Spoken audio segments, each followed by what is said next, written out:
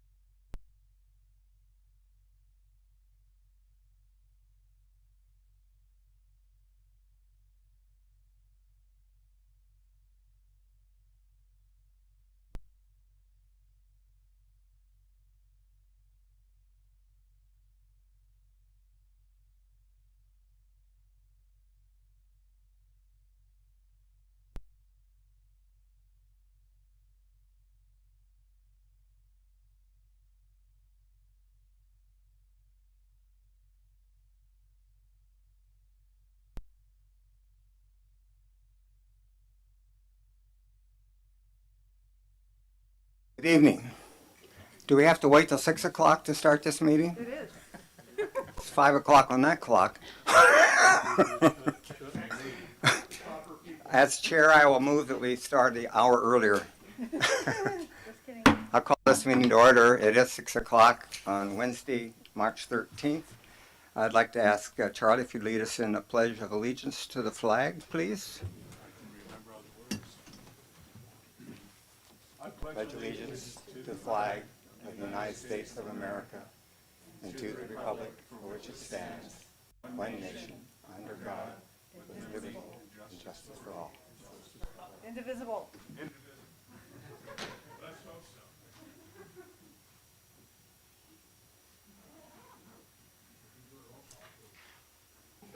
Roll call. Commissioner Cullinan. Youth Member Mellinger. Present. Commissioner Mizuraka. Here. Commissioner Tolbert. Here? Chair Donnelly. Here. Thank you.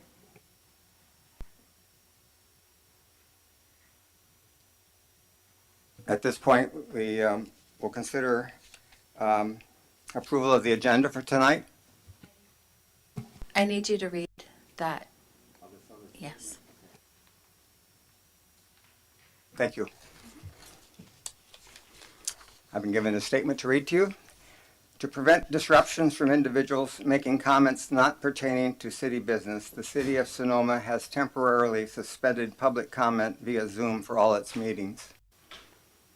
Individuals who wish to provide public comments can do so by attending the meeting in person at the council chambers where the meeting is taking place, or by submitting a written comment via email to publiccomment@sonomacity.org, or by using the public portal available on the city's website. For information, please contact the city clerk, Rebecca Barr. Thank you. Thanks, John. Now we come to approval of the agenda for tonight. Do we have any comments on that? I move to approve the agenda.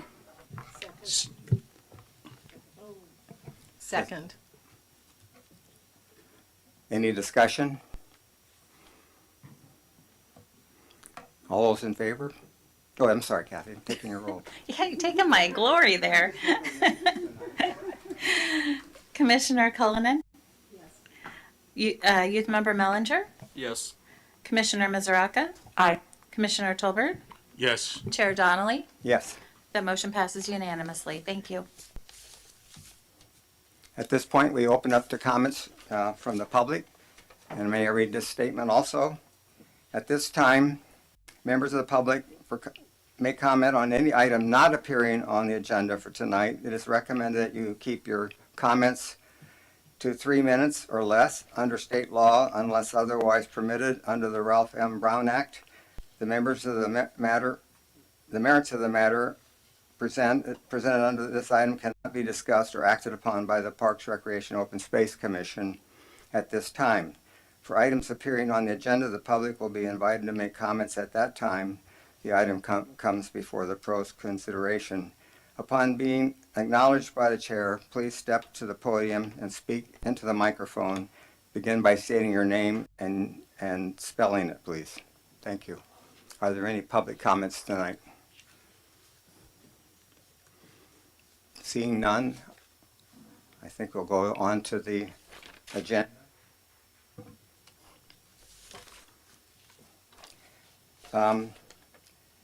The next agenda item is to approve the consent calendar for the Parks and Recreation open space.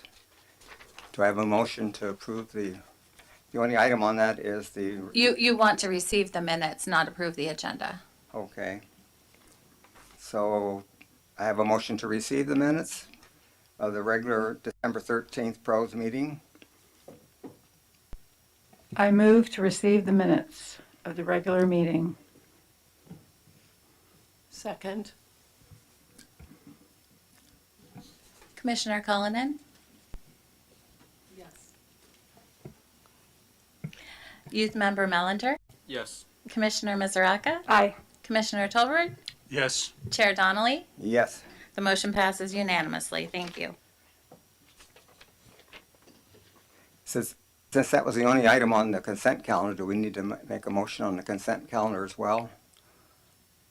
That's what that was for. Okay. so- It's just anything on the consent calendar. You Okay. do one sweeping motion for everything to Okay. be passed. So we've swept. Yeah, Okay. you're done. Good. Moving right along. Now we're coming to the regular calendar, Parks and Recreation Open Space Commission. The first item on the agenda is the election of officers for the year 2024. And I think, Cathy, you make the first motion, is that correct? Well, I'll read this, unless you guys have all read this, but I can read this out loud to you guys. Yeah, I'll read it to you. Each year, the Parks, Recreation, and Open Space Commission will conduct a reorganization by selecting from among its members a chair and vice chair to serve for this year. The rotation of the chair or vice chair will occur at this meeting. The chair presides at the pros meetings. The vice chair performs the duties of the chair during the chair's absence. The selection process proceeds as follows. I will ask for nominations for the position of chair. To make a nomination, pros members need only state, I nominate blank. Nominations do not require seconds. However, other members may express support of a nomination by making a seconding speech. When there are no more nominations, staff will declare nominations for the position of chair closed and will allow public comments, if any. A roll call vote will then be taken, beginning with the first nominee. If that nominee receives a majority vote, they are declared the winner and no additional votes are taken on the remaining nominees. If a majority vote is not achieved for any of the nominees, the nomination and voting process will be repeated, voting on the nominees in the order of their nomination, until a candidate has received a majority vote. The newly selected chair will continue the same process for vice chair. So, do I have any nominations for the position of chair? I nominate John Donnelly. Second. Although we don't need a second. I understand you're just excited about it. John has done a masterful job leading us this past year, and I anticipate he will continue to do the same. Okay, would you like to take a roll call vote on that? Are there any other nominations? No. I don't think Jess is going to nominate herself. Okay. Commissioner Cullinan, Yes. Youth Member Mellinger, Yes. Commissioner Mizuraka, Aye. Commissioner Tolbert, Yes. Chair Donnelly. Aye. The motion passes unanimously. Thank you.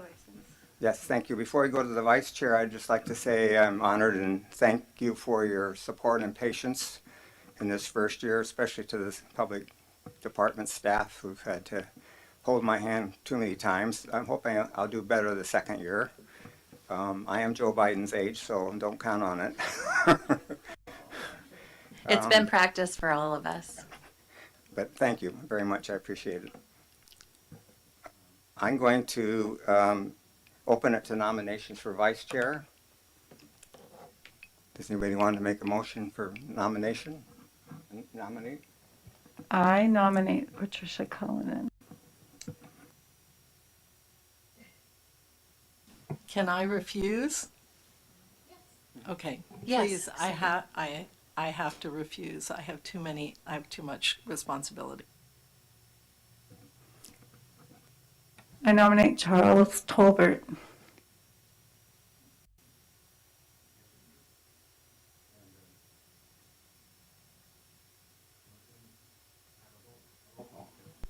Okay, so we're going to do a roll call vote for Commissioner Tolbert to be our vice chair. Commissioner Cullinan, Yes. Youth Member Mellinger, Yes. Commissioner Mizuraka, Commissioner Tolbert, Yes. Chair Donnelly.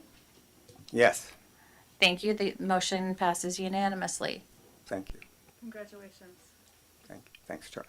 Thank you very much. Before we go to the next agenda item, which is the request for tree removals, two at one at East Arthur and one on Ninth Street. I'd like to just say something about the status of the commission at this point. As you can tell, we have 4 members here on the commission, and Jared is our youth non-voting member, and John Meserve is our city tree arborist, formerly on the Pros Commission, but will soon be a standalone, as I understand it. But it's important to know that the City Council recently asked that all commissions have at least 7 members. And with the resignation of Trina Lalone as our Pros Vice Chair, we now need to replace her, but we also need to add 2 new members to bring us up to 7. And my understanding is that the council will be making those selections at its next week at its March 20th meeting. So we urge anybody who knows anybody to apply to join us through the city clerk's office so that we can get up to staff to the full 7 members of the commission. And also the alternate, which is not here tonight, she's out of town with a new grandchild, is also moving from Sonoma. And besides, the alternate position will no longer exist on these commissions after this all get up to 7 full members. And she will not be applying for one of those positions since she's leaving town. So we have 3 new positions to recruit for going forward. So let's go then to the tree removal request. John, are you capable of leading a discussion on this? Yeah. Oh, you said John, that's me. Yeah. 2 Johns. Okay, yeah, I'll be taking this agenda item for Okay. Jennifer. Yeah, thank you, John. So the agenda item is a request for tree removals at 724 East MacArthur Street and 850 Knight Street. And just in summary, in accordance with Chapter 1208 Tree Ordinance, the removal of a significant tree as defined is required to have a permit issued by Public Works Director as directed by the Tree Committee, Parks, Recs, and Open Space Commission. Section 1208-050 Tree Alteration or Removal or Relocation Permit states, the granting or denying of a tree removal permit should be based upon reasonable standards, including the condition of the tree with respect to its general health, structural condition, hazards, potential, and proximity to existing or proposed structures. B, the necessity of the tree removal to allow construction of improvements or otherwise allow economic or other reasonable enjoyment of the property. C, the number, species, age, size, and location of the existing tree in the area and the effect of the requested removal on shade areas, air pollution, historic values, scenic beauty, and the general welfare of the city as a whole. 2, the review and permit process is not intended to prevent the necessary removal of trees for safety purposes, but is intended to provide a forum in which the value, i.e. shade, appearance, etc., of the tree or trees proposed for removal can be measured against the reasons for which the applicant desires to have it altered, removed, or relocated. Replacement trees should normally be required to mitigate the loss of the tree. 2 complete applications have been received for tree removal requests since the last meeting.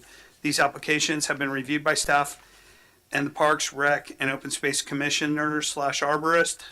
The following is a discussion on each application that is attached to this report. And we'll do the 850 Knight Street tree first tonight and treat these as 2 separate items, starting with 850 Knight Street. And some background on the 850 Knight Street tree. This is a request to remove a cherry tree located in the planter strip. Per the arborist report, the tree is in poor health and has extensive decay. Staff's recommendation is to approve the removal and require replacement of one 24-inch box tree from the city's approved tree list in the median or in the front yard. The applicant has requested that a tree replacement not be required, noting that there is another tree adjacent to this tree in the median. If we scroll through the agenda item, we have, this is for the mimosa, no, just the first one, Kath. The very first slide is the application, I believe. Yeah, and that isn't super descriptive or include a whole lot of explanation to what we're discussing tonight. We did put a PowerPoint together, and here is a shot of the tree in the median strip with the adjacent tree. You want to just go to slideshow? There you go, and from the beginning. All the way to the left. From the beginning, top left. There you go. Yep, now just click. And there is the cherry tree on the slide on the left. And then you have the cherry tree with the additional tree adjacent to it on the slide on the right. And with that, that completes staff's report. Are there any questions from the commission to staff? If I may, I'm looking at the email we were sent at 2:31 today with the additional photos. What's interesting to me is that, here. What's interesting to me is there's an adjacent tree on, I think, what would be the side of the house, but then if you look at the other side, it's kind of not barren, but there aren't many trees on that side at all. So that, I think, should be noted.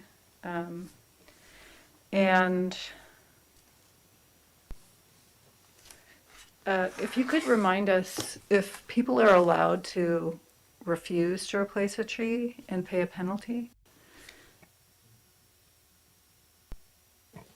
They can pay in lieu fees, is what John is telling me. John Reserve. What does that mean? So in the past, when there wasn't room for a tree or some circumstance, we allowed people to give money to the city. We had a tree fund at one point, we may have it again, in exchange for planting a tree, with the idea that that money would be used to plant a tree someplace in the future on city property or a park, that type of thing. So we used to have that, and you're not sure we still do, or do we? I can't tell you that. I don't know. I can follow up with Jennifer on that. That would be great to know. I just wondered, John, did you receive the email today with the additional photos? I just saw, just since I sat down, I didn't see the photos, but I read the email.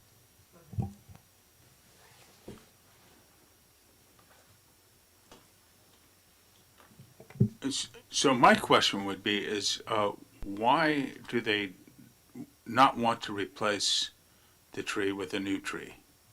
Yeah, and the applicant is here tonight, so he can answer that directly as soon as we're done with questions for staff. And I have one too from the email that you sent today. It's asking not to have a replacement tree, but then it says, no trees in a planter strip across the street and a tree in a planter strip close by to the cherry we want to remove as well. So right now we have an application for the removal of the cherry tree, but it would be helpful in your comment to share with us with I your intention. believe the wording in that could be easily confused that it's asking for an additional tree to be removed. And when I reread that, I believe it's referring to the original cherry tree. But here again, the applicant can clear that up Okay. as soon as we're done with questions to staff. Any other questions from the commission? Okay, let's open up the public comment then. John, would you like to make a public comment? Could I make, I'm sorry, Yeah. I didn't have a chance. Can I make one more? So just to educate us, seeing that one side of the house doesn't seem to be anything on that side, is there and pardon me for not knowing this, but is there a standard that we try to get to about, if there's a lineup of trees in the median and then there's a strip without? Or is it just freeform? So John Meserve could talk more about distance planning, spacing in between trees. One thing I know for sure is that in the median, there can be a lot of different things that prohibit you from planting in certain spots. Water meters, gas lines, electrical lines, not seeing, there could be overhead electrical in this neighborhood. I'm not sure. There could be a number of items in the median that prohibit you from planting in certain locations.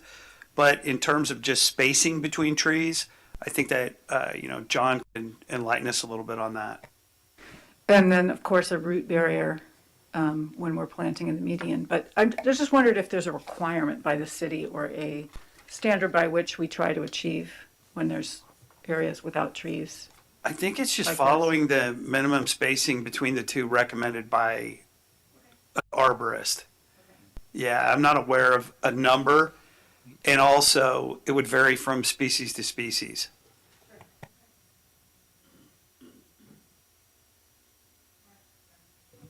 Now we'll open up to public comment on this item.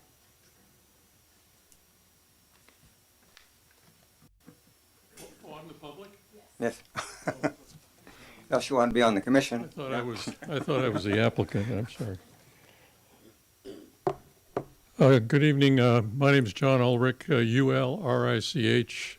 My wife and I live at 850 Ninth Street in Sonoma. We've been there about 10 years. We're the owner and the occupant. And I've put this into notes so I can just go right through them so I won't belabor all this stuff. If you'd like to look at the photographs, I can do that first, or should I just go through and tell you what's on my mind?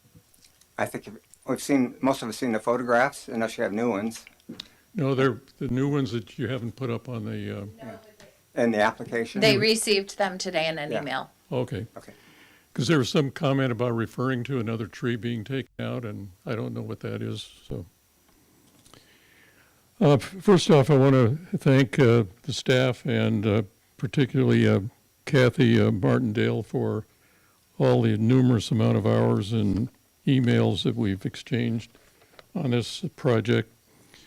And I've sure learned a lot about tree removal in the city of Sonoma.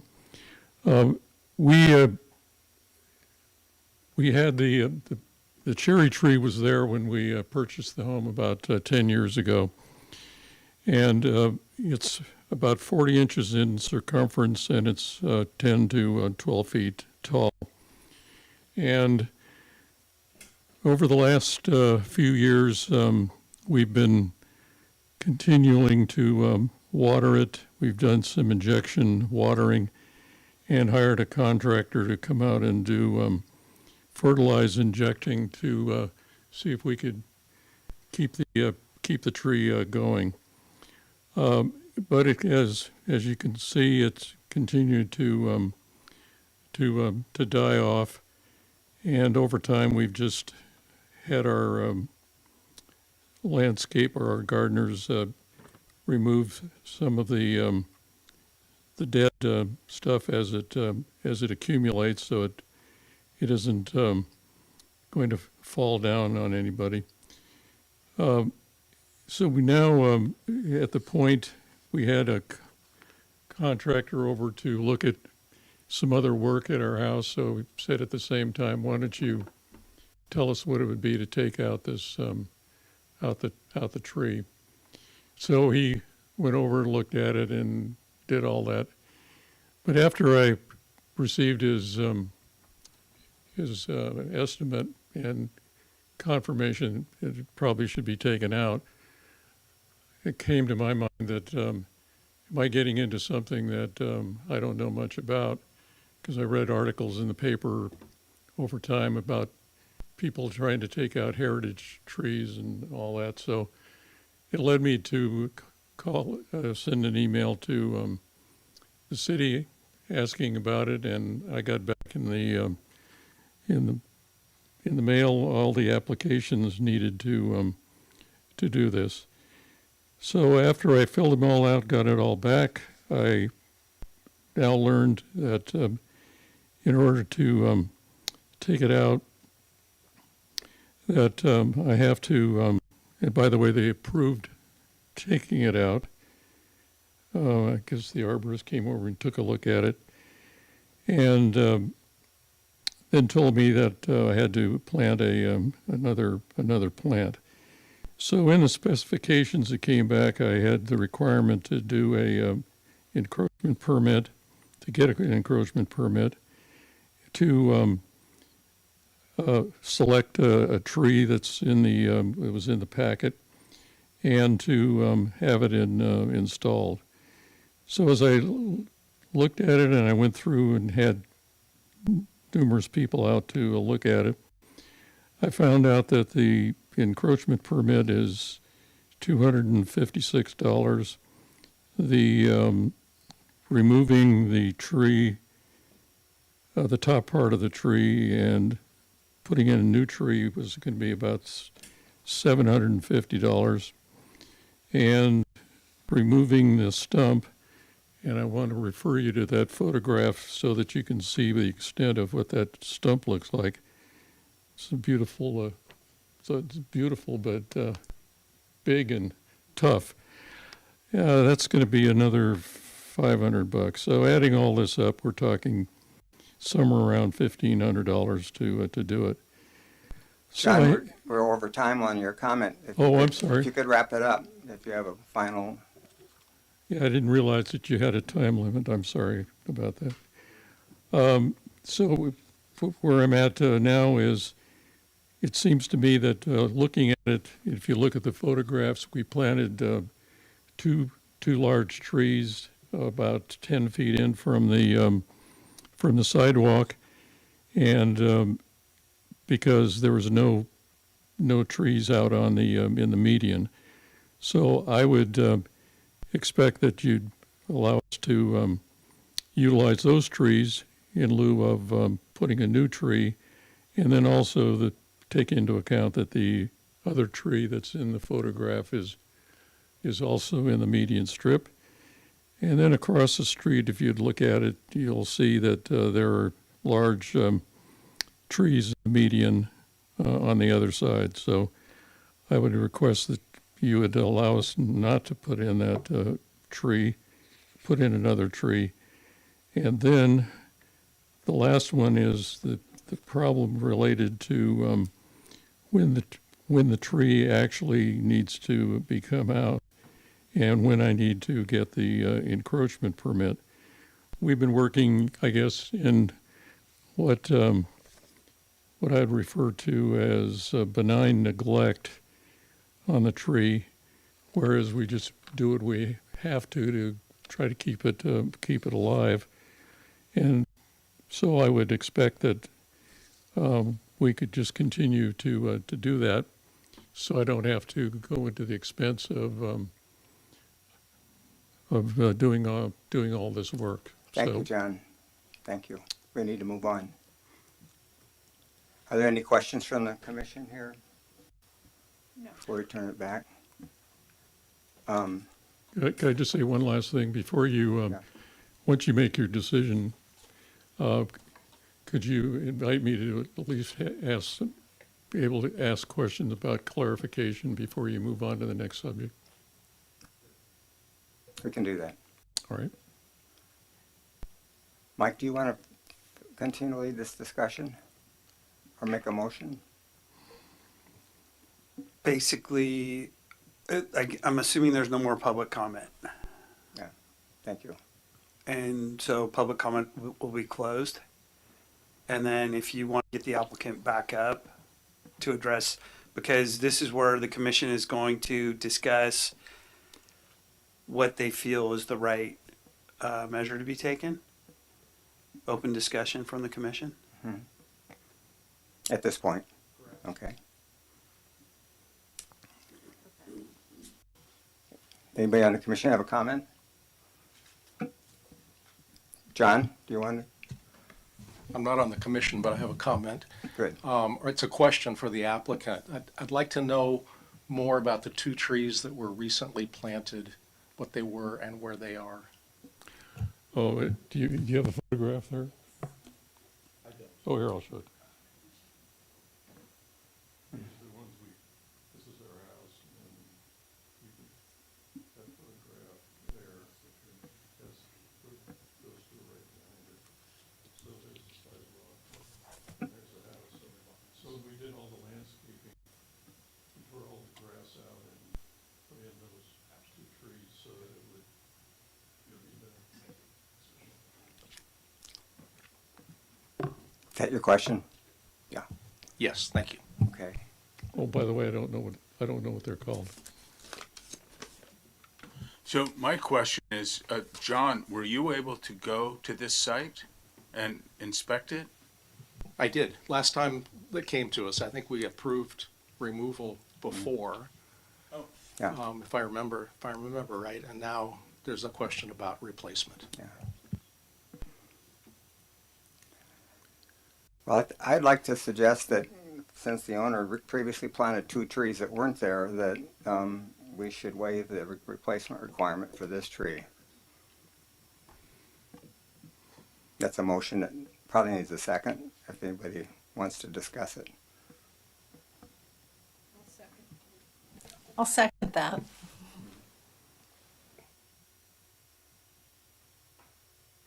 Any comments, any further discussion? How are you doing, Mike? Commissioner Mizuraka, were you getting ready to say something? No. John? I'd just like to say that we have been pretty adamant over the years about a no net loss of trees, and a lot of our decisions have been based on, replacement's been based on no net loss. And I think in this case, we've replaced 2 for 1. The timing isn't, probably what it usually is, but I think the goal has been accomplished in terms of maybe waiving this requirement.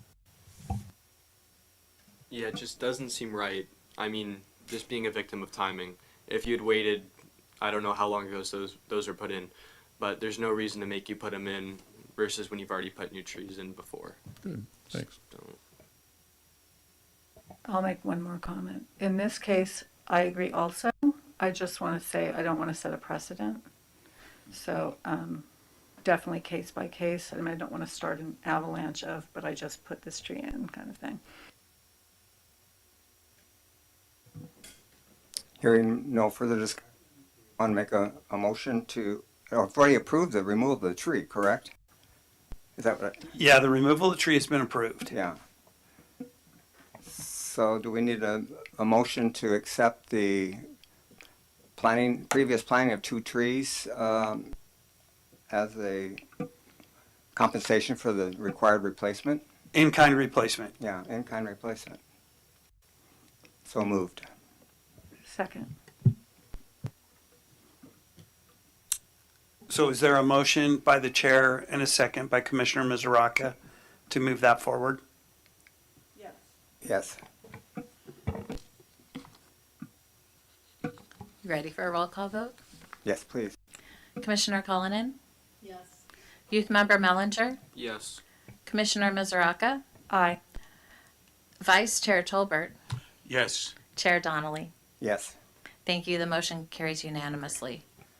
John, in 30 seconds or less, do you have any further comments there? Sure, just clarification as we continue to prune back the tree as it dies, we're finally going to get to a point where it's time now to take the entire tree out. So it's this timing question of when we get the encroachment permit. Is that just prior to the time we cut the tree off and take out the roots? Yeah, prior to the work starting in the median. Okay, so doing what we're doing, watering it and trimming it back is not, it is not at that point.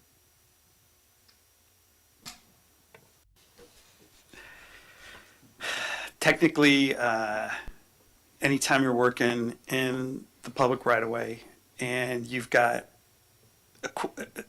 people mow their park strips all the time.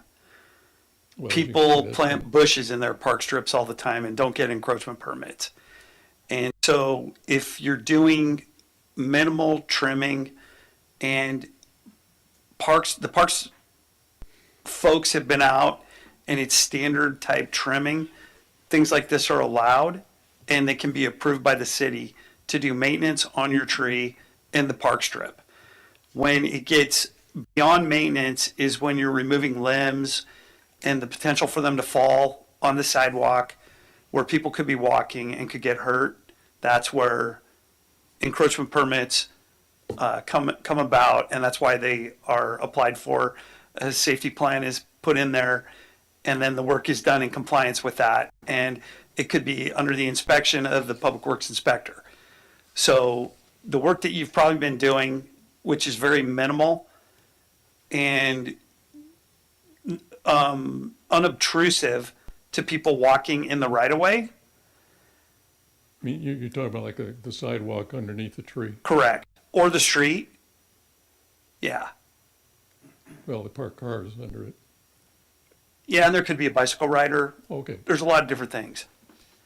I don't want to belabor it. I just want to make sure that when I'm out there trimming it or something, or it may be 2 years before I get to the point of taking this out, that I'm not going to get in trouble for.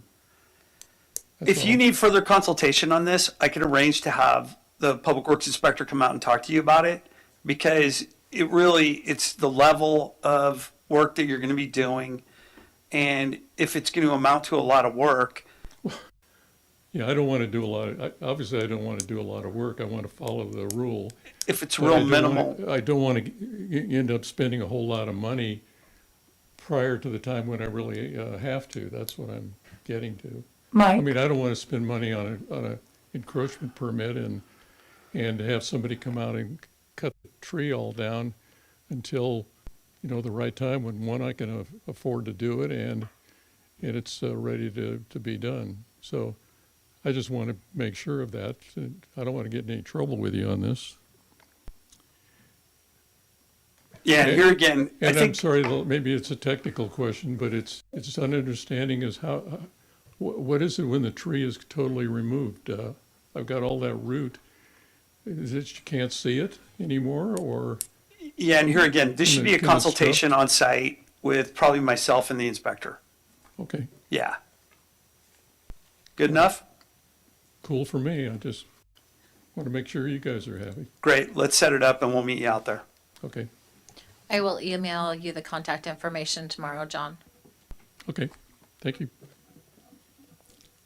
Thank you. The next item on the agenda is 4.3, received parks needs assessment final draft. We still have one more tree. Oh, we have one more tree. I'm sorry. Yeah. Yeah. Thank you. And I will continue as soon as I get the right piece of paper in front of me. Yeah, here we go. The next tree that we have tonight is located at 724 East MacArthur Street. There has been a request to remove a healthy mimosa tree located at the east end, I guess, of the driveway. Per the arborist report, there is significant lifting to the sidewalk, causing a trip and fall hazard. Staff recommends two options for your consideration. Option number one, deny the tree removal permit.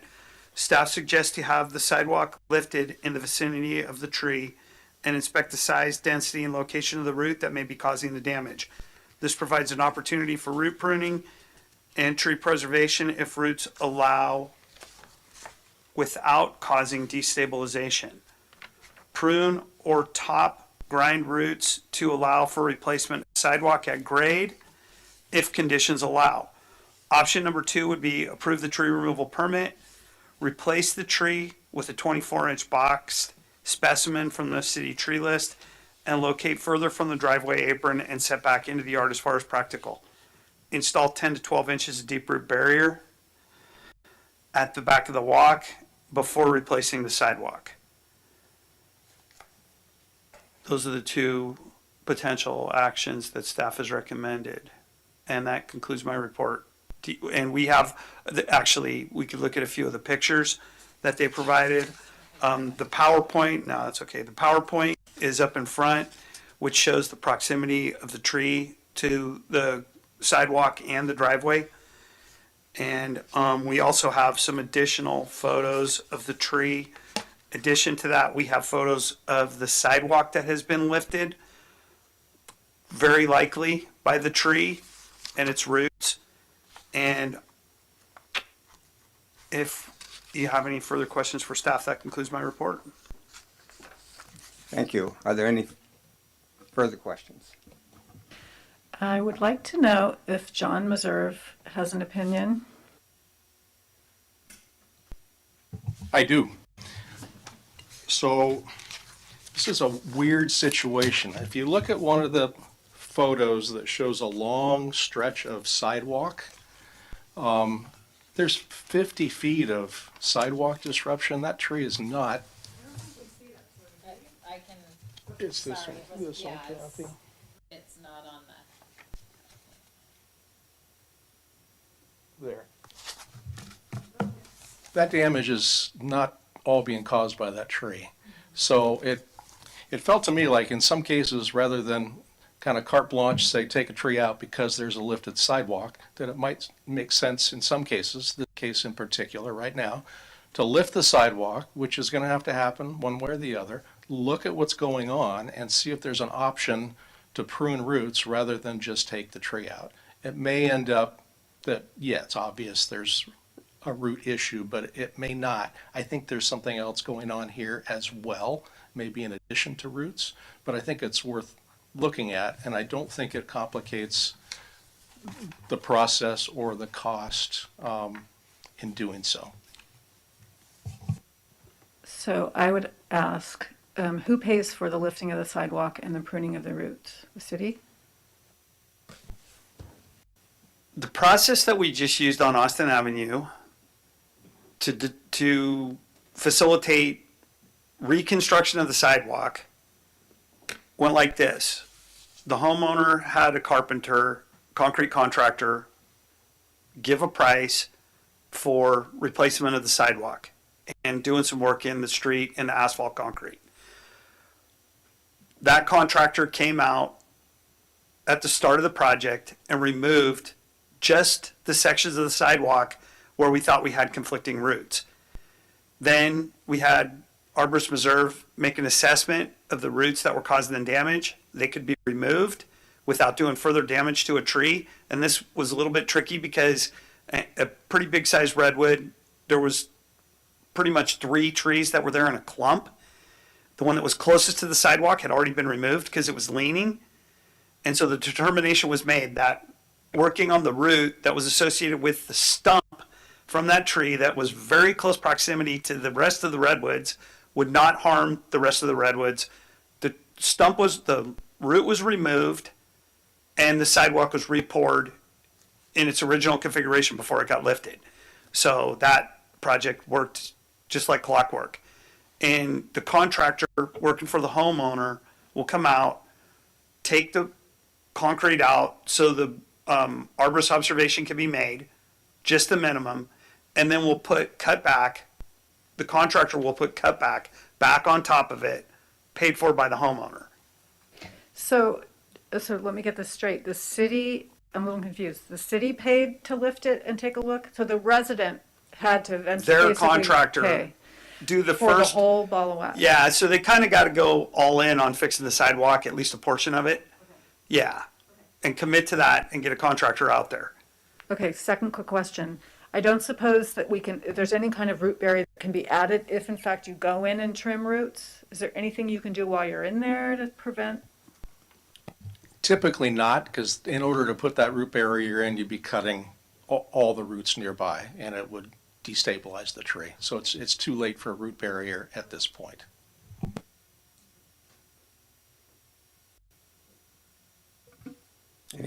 Patricia? I have a question. So the owners showed a picture of a root going into the roof drain.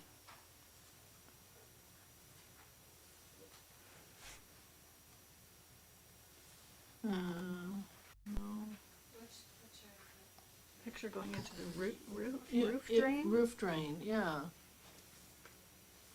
Oh, you mean going up through Yeah. Yeah. Oh, the email? that's from the previous tree? Right? No. No. No. It wasn't the email. I thought it was, I thought it was part of your pictures. Okay, sorry. And regarding the, it does appear that the tree's going into a pipe of some sort. Next to the driveway. Probably next to the driveway.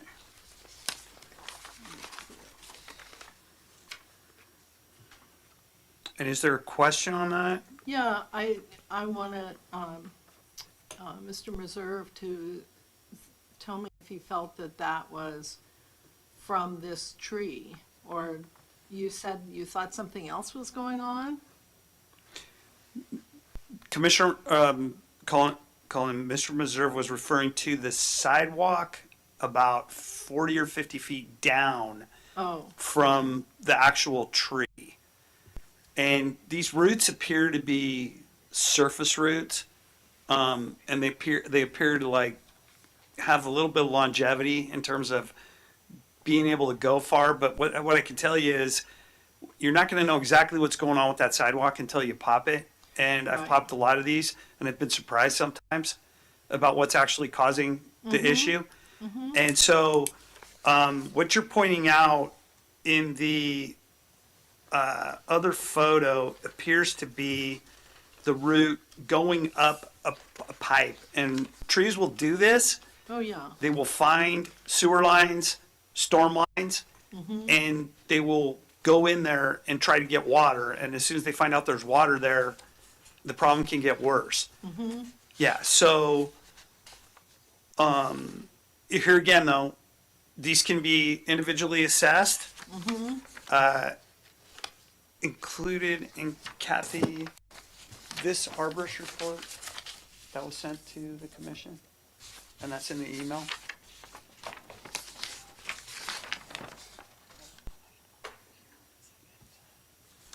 And that's this one here. Did that get distributed Yes, it was sent to them, to the commission? correct. Yeah, so in the articles that have been previously sent to you, there is an arborist report also. And I'm going to go ahead and just read what was in that. It says, Krista, and this is from Zach Wilkerson, treesonoma.com. I agree that lifting the sidewalk will potentially lead to higher costs and may not solve the issue. To even assess if root pruning is a possibility, they'll need to remove the sidewalk and part of your driveway to make sure that assessment, when the fact of the matter is there is a tree, the tree is just too close to the sidewalk in the driveway. Any root pruning in the area will seriously affect the tree's health due to the proximity needed to gain the appropriate space needed to keep the sidewalk from lifting. Also, the roots can be seen on the street side of the sidewalk, showing that the space is inadequate for what the tree requires for good health. I stated the same in my report. Any comments I would be making would be redundant, but I will say that top grinding roots is very damaging to vascular tissue and typically not a good option in cases like this to maintain tree health at a viable level. It would basically cost more to try option 1 with a high potential to still need to do option 2 in the future, causing the original plan to become a waste of funds. I believe that option 2 is the best option, not only cost assessment viewpoint, but also due to avoid needing to remove the concrete twice. As for replanting, that is a matter you'll have to take up with the pros commission during the Zoom call. They will offer you a fee you could pay in lieu of replanting. I hope this helps with your case. Best, Zach. One of the things I can say is that, and I've already said it, I don't feel that you can make an assessment without lifting the sidewalk, and you don't have to do the work twice. You have to put in a temporary walking surface for the amount of sidewalk that you remove, but that comes up very easily when you go back out there and you're ready to finish the job. So, taking everything into consideration, I would rely on the arborist to one of the things that I've noted is that some species of tree the roots, they have roots closer to the surface, which can be removed. And so not only does it go root by root, it goes species by species. This one's a little bit tricky because you also have the private property concrete in the driveway, which the city's not going to get involved in that. The arborist could give a perspective if he was out there on that day, but we're not going to take part in the work on private property except the tree itself. And so, yeah, you may have to do this in conjunction with work in the driveway. We get into driveways all the time, and this job on Austin had a driveway, but it was a driveway in the right of way, not the approach going back to the house. On the driveway that we did was in the right of way. This behind back a walk is on private property. So that does make it a little bit more tricky, but it could still be done. You could still get an assessment. Driveway is not damaged. Yeah, and John's saying that it doesn't appear that the driveway's damaged, so this could be a non-issue. Yeah. All right, thank you. I've got a couple of observations is that, as you said, the sidewalk's got to come up regardless if it's going to be replaced or if you're going to pull it up to take a look at the roots. And how can you know how much damage you're going to do to the roots until you lift the sidewalk and see what's there, unless you have x-ray vision? So the report that you read from the owner's consultant didn't seem to really make a lot of sense. To me, it makes sense to remove the sidewalk, see what's there. If root pruning can solve the issue, that it's a logical way to go. And it's a magnificent tree, and it'd be really a shame to lose it. Thank you. And I want to make sure everybody had the opportunity in the staff report. I have not read the original arborist report in full, and I just want to make sure that the commission has had the opportunity to review that. And if not, I can read that if there's anybody that would like me to. And that's from Tree Pro. And I'm just gonna go ahead and do a couple of the highlights. We've talked about the mimosa. He gives some of the logistics of it. 22-inch diameter, within 24 inches of lifted concrete. We've got the pictures that I already alluded to, and then the conclusion that the arborist wrote prior to me reading the email that followed it up is my professional opinion. The best course of action is to remove the tree and have the roots beneath the sidewalk removed prior to a new sidewalk being installed to not only minimize hazards from tripping and tree failure, but also as a more cost-effective method of addressing the problem to the client. And here again, like Vice Chair Tolbert just pointed out, we're not doing work twice. We're not going to re-pour the concrete and then remove it again after the original assessment's been made. And the job that we just did on Austin, it was done within a matter of 2 weeks. So we're not talking about a long drawn-out process here. Yeah. And the contractor was really on top of it and got it done. So.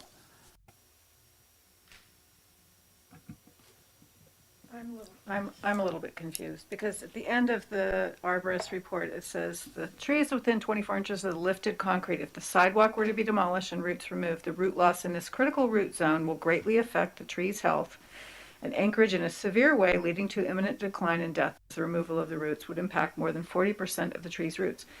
And yet the staff suggests to have the sidewalk lifted and address the roots. Do an observation of what's causing the lift. Okay, so he says if the sidewalk is lifted, he or she, And the sidewalk has been lifted. There's no doubt about that. If you look if the sidewalk were to be demolished and roots removed, the root loss in this critical root zone will greatly affect the tree's health in a severe way, leading to imminent decline. So is staff still recommending take a look, even though that's his assessment, is that doing so will, am I mistaken? Doing so will lead to imminent decline? I can answer that. Go for it. He doesn't have x-ray vision. so he doesn't know what's underneath the sidewalk. Okay. And that's it. So it's not uncommon where I've seen this kind of damage caused by a single root, which if we lift that sidewalk and we can reasonably prune it without causing that kind of damage, to me, it's worth the effort. So, that's what I would have to say. Thank you for that. Is there any public comment on this?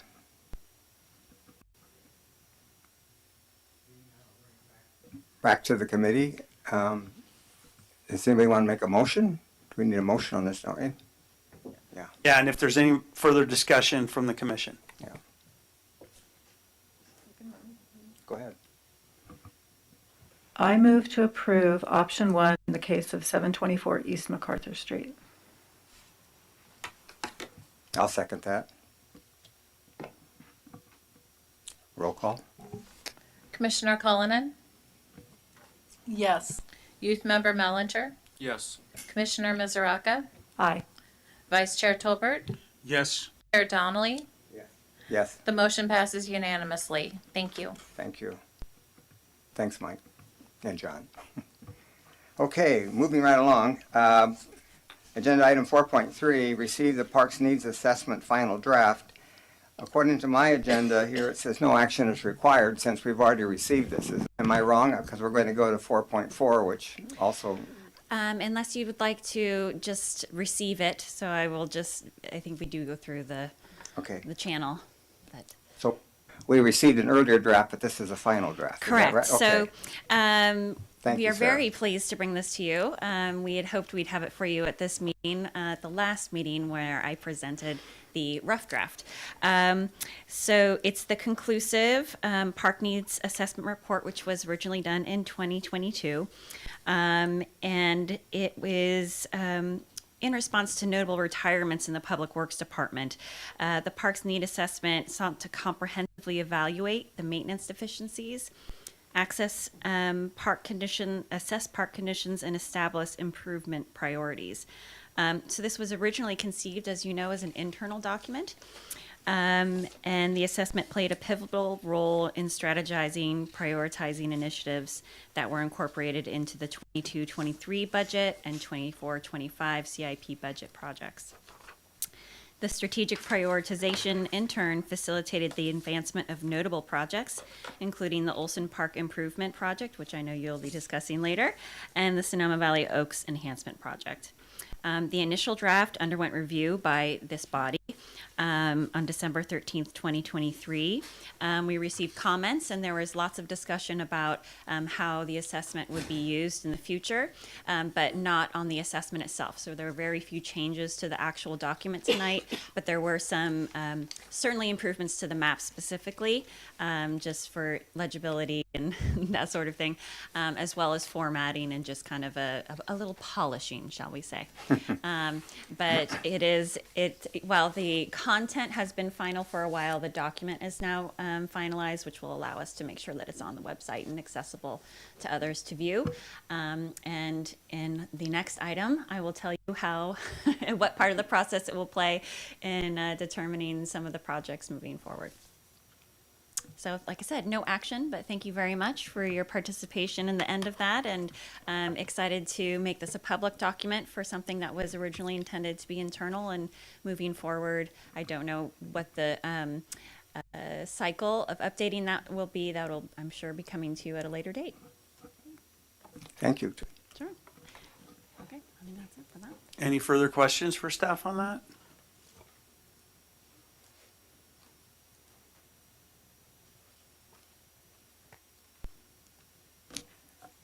I guess it's just one that on the needs assessment, and we've talked about this earlier, there's no specific category for park benches. And I just looked at the park benches at the Depot Park again today and at the plaza, and many of them you don't even want to sit down on. They're so badly painted and splintered. So I would say, could you add that to your needs assessment? I have a question. So I may be confused. Is this the report? Does it have the costs associated with it, or is that the next item? Sorry.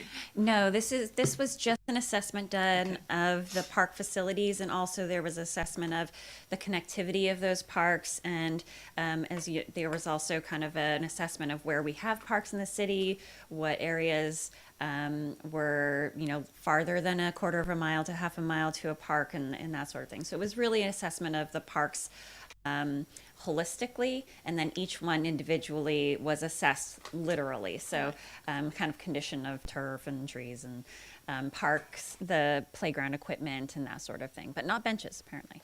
And if I'm right, the park near me, near the retirement home, it didn't have a circle around it for the distance to. Near the retirement home. Um, Oh, and Nathan, the Nathanson other Creek side, Park, the yeah. other side of Nathanson Creek. I can't recall the name of it off the top I of my think head. it's Nathanson Creek Park. Okay, I think it didn't have a circle. I didn't know that. I know that area has a lot of little pieces in there, so it may have been incorporated within that. I don't know. I'd have to look specifically. Nathanson Creek Park's the one on MacArthur. Right, it's on the other side of that. I can't remember what it's called. The other Yeah. one. Got it. I know By what you're the talking back side of the high school. Yeah, I know what Got you're it. talking about. Yeah, so I'm not sure about that, but I can get back to you and see if it was incorporated in the other Nathanson Creek circle. Any other comments from the commission? Any public comment? Seeing none, no further comments from the commission. I'm going to close this item. Thank you, Sarah. We'll move on to item 4.4. Hooray. This is the oversight of Measure M project consideration and recommendation process, creation of an ad hoc committee, and determining a special meeting date to establish and appoint members of the Measure M project consideration ad hoc committee, as well as schedule a date for the special pros meeting in mid-late April. And we'll turn this back over to you, Sarah. All right, it's a mouthful for you there. So thank you so much, commissioners. Tonight I will be introducing an enhanced process to determine how Measure M tax dollars are allocated. This process will provide an added avenue for both this body and the public to contribute input on the allocation of tax revenue for local projects. So excited to be doing this. We can go ahead to the first slide. Thank you. So first, a very brief overview of Measure M. Measure M is a 1/8 cent sales tax that was approved by Sonoma County voters on November 6, 2018, that supports regional and city parks, and went into effect in April 2019 and will provide dedicated funding for parks for 10 years, generating an estimated $11.5 million annually. Of this, $7.6 million go to the Sonoma County regional parks, and $3.8 million is allocated among the 9 cities, so that is split. Staff is bringing this item forward to present the Measure M project consideration and recommendation process, establish a Measure M project consideration ad hoc, and to set a date for their special meeting in mid-April. The meeting will provide an opportunity for the commission to review the 5-year capital improvement program and consider Measure M eligible projects for recommendation to the City Council as part of their annual budget. So, sorry, I did not choose the right colors for this one. Sorry about that, guys. The process that we will be implementing is modeled after this recommendation you can't read from the Community Parks and Recreation Task Force. They made the recommendation in 2022. This has been included in some other packet information in the packet. You can find a more legible graphic of that. However, I can say that it is followed very closely, so it won't be too different than the process that you will be presented tonight. So the Community Parks Recreation Task Force was formed in December 2020 and was dissolved in 2022. This recommendation, as far as I could find, although we have somebody from the task force here, maybe she can clarify. I found it as I was when I was tasked with looking at the park's needs assessment document. I came across this when I was doing research about that and was very pleased. And I'd like to give an overdue thank you to members of the task force, including Karen. Thank you so much for this recommendation. It's obviously fits us very well, especially now that we have a body to work this process through with. Before that, there really wasn't a public avenue that was readily accessible. So it's really wonderful. Okay, so we can go into the next one. So just a little back history before the establishment of the Pros Commission, city staff autonomously identified eligible projects and determined selections based on need. These selections underwent scrutiny by the Sonoma County Measure M Oversight Committee, and certainly during the process of the budget, there was opportunity for the public to make comment at that point, but not in advance of the budget process. So here's the 5-step process. You can see, or maybe you can't see because you couldn't read the past slide, that it follows the task force recommendation pretty closely. It starts with the parks assessment by city staff, which we just spoke about in the previous item. So check, that's done. Then the next step will be convene a meeting of the Measure M Project Consideration Ad Hoc Committee. So tonight the pros will select members to form that ad hoc committee, and then that committee will be convened and will collaborate with public works staff to identify and then prioritize Measure M eligible projects. So choosing a selection that will then, those top choices will go back to Public Works. Public Works will flesh them out. They will compile detailed project information and budget numbers, of course preliminary, as you know those things can change depending on scope. And then once all that has been done, there will be a special pros meeting that will just be to consider these items. There will be no trees or anything else. You can just focus on looking at those projects, and then the body together will determine, after they are presented with those findings, will determine which projects they would recommend and the prioritization they would recommend be included in the next budget. So then those recommendations would go to City Council and then be incorporated into the budget process. So the public will have the opportunity to comment at the special meeting, and in advance of that, we hope to get a lot of information out to folks so they know that it's coming and which projects will be coming so that they could also weigh in on how they think those dollars should be spent. That's okay. I know, Thank you. I'm too interesting. So the timeline. Here's a timeline of when these steps will take place. As you can see tonight, we will be establishing the ad hoc committee and setting the date for the special meeting and being introduced to the process itself. The next step after that in late March, so coming up in the next couple of weeks, that will be the time to meet and do that initial review of the potential eligible projects, do prioritization, and then in between then and in some point in mid and late April, and I know Cathy has some potential dates for that, there will be a special pros meeting where those will be presented to you and you will discuss them. The bottom 3 dates are kind of just for your information. Those are the 2 public study sessions that council will hold for the budget. The CIP will be considered or be studied on May 22nd. All of this information will need to be incorporated before then, so that's why the lead time is important there. And then the budget is scheduled to be passed June 19th as we are on a fiscal calendar. And last one. So just as a reminder, the actions you'll be taking today are just to establish and appoint members to the ad hoc committee and also to schedule a date for the special meeting in mid to late April. And that's it. Thank you. Mm-hmm. Any questions from the commission?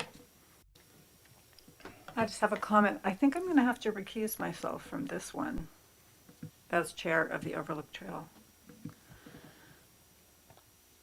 I'm sorry, I didn't get the, why are you recusing Because yourself? I'm chair of the Overlook Trail and will probably be appealing for some Measure M money for our final rehab project. Any other comments or questions from the commission? I have somebody who'd like to go to public comment first. Absolutely. Karen, would you like to comment? One second, yeah. Jess, you need to step outside for a little bit. Thanks.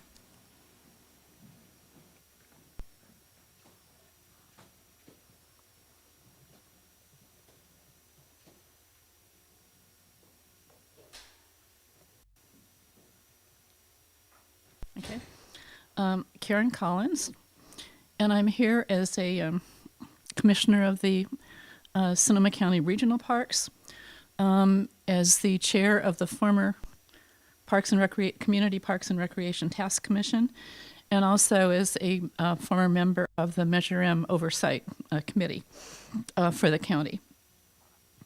And first of all, I wanted to say I'm supposed to be at a meeting of the Sonoma County Regional Parks Commission tonight, and I called the director and I told him that the city of Sonoma was discussing Measure M and the possibility of having a public input process, and he said, you go to that meeting, and he said, tell us later what happened, but he felt that this was a priority. He also said that he was very pleased that, this is Bert Whitaker, that very pleased that the city of Sonoma was looking at having a public process for Measure M money, and that if the staff at Regional Parks and the Oversight Committee and he could be of any help providing information or in any other capacity he would like to be letting you know. I think I like Sarah's process, but if there was any interest in what any of the other cities were doing also, they're a repository of information and they'd be very pleased to help, as would I. Establishing a process for public input for Measure M was a very high priority of the former Parks and Recreation Task Force. So I couldn't be more pleased that Sarah has looked at this. I'm sure, I don't know if this was from David Guin, who has been very helpful and I think very interested in taking a look at parks, or what staff is involved in this, but I would just like to commend them for this, because we thought this was a dead issue. And when I got the email that it wasn't, I couldn't tell you how pleased I was. I think also the fact, one of the things that we found with the task force was that the public was very interested in having a say-so. They did not know what was going on in parks because there just hadn't been a lot of information. So I think having this process is going to restore a lot of faith, to be honest, in support for city government. I don't have any comments on any of the, well, I have one comment on one of the specifics. I mentioned this to John today. I know you're looking at an ad hoc committee, based on, I guess, from this commission. And one of my suggestions for you to think about is to have the city manager form a task force. That is what we did for Parks and Recreation Task Force, because we wanted to have the flexibility of being outside the Brown Act, and it allowed the city manager to appoint people and people to go on and off that and to have various discussions. So that might be something that you want to take a look at. That gave us a lot more flexibility in our deliberations, and we found that to be helpful. And I don't know if you have any questions of me with regard to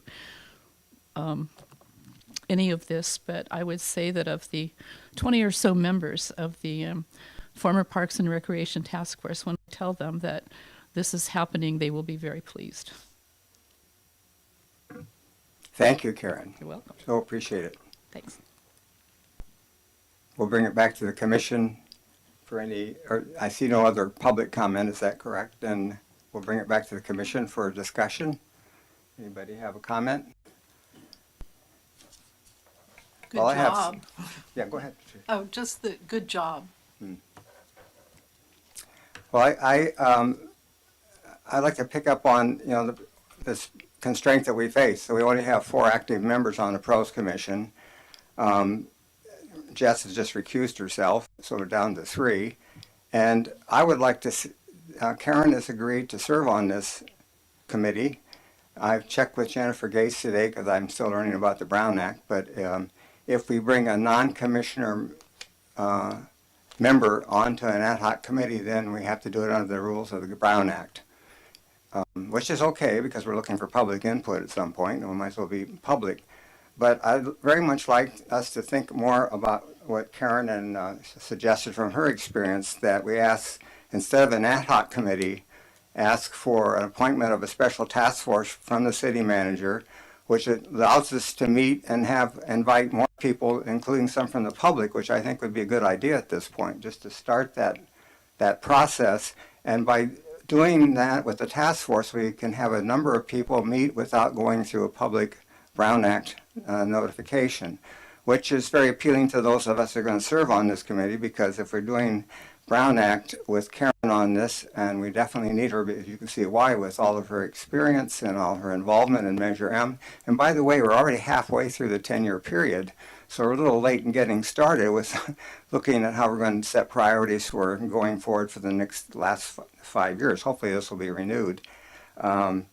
But it's also important, so I would like to see us ask the city manager if he would be so willing to appoint a task force, which would compose of at least 2 members of the Pros Commission, and then Karen and perhaps several other members who have been involved in public discussion, that will allow us to meet the objectives of this ad hoc committee that Karen Tracy's outlined, but that would also avoid us dealing with the Brown Act restrictions. So I'd like to hear this discussion. I'd like to make a motion to that effect once we get some further discussion. Sarah, do you have any thoughts about that? It's a good question. I'm still learning myself about kind of the order of operations for ad hocs and task forces. So I don't have a lot of experience in that. I don't know if Mike or Cathy has any more to add to that.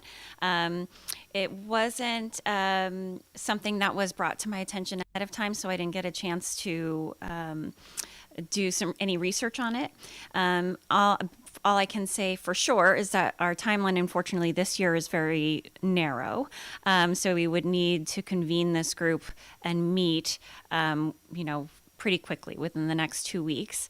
So what I don't know is because ad hocs would have to be expired, so the ad hoc could potentially be formed for this year, and then next year, potentially, we could come back with a larger task force if that was not something that we could accomplish in time to have a complete process for this year.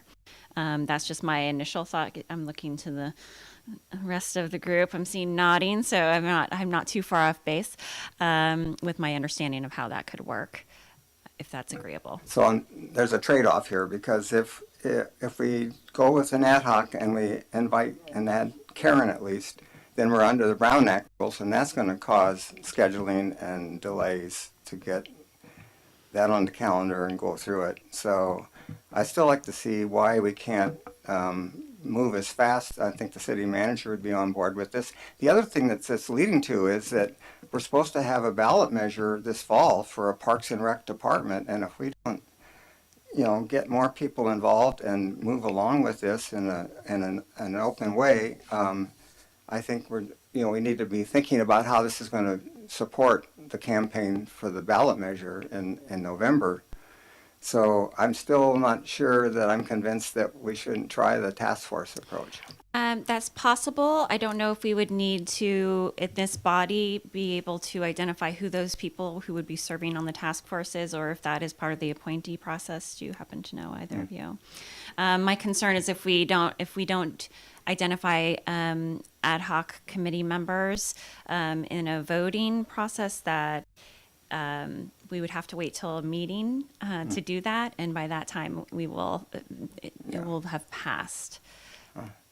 Yeah, and just to re-emphasize and pick up a little bit of what Sarah's talking about, this is a brand new idea. It has had very preliminary discussions with the city manager, and we haven't come to a conclusion on it. However, we do have the opportunity to set up an ad hoc tonight. And like Sarah said, we are constrained with time. And thinking about the process that we did last year, which we were all brand new sitting in the chairs, and where we're coming to this year, which would be to establish an ad hoc, it would be, that's a huge step for the commission. Yes. And we do have a fully developed 5-year plan that we're moving on this year, that we have 4 projects in the queue. Yeah, that have been undergone public scrutiny, public comment.